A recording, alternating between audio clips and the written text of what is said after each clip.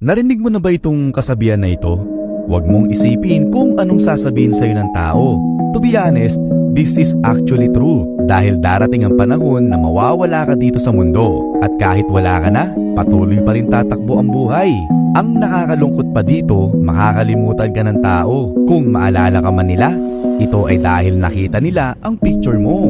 Kaya ito ang tanong ko sa'yo, kung makakalimutan ka lang din pala ng tao kapag nawala ka na sa mundo, para kanino ka pa nabubuhay? Anong dapat mong ipag-alala?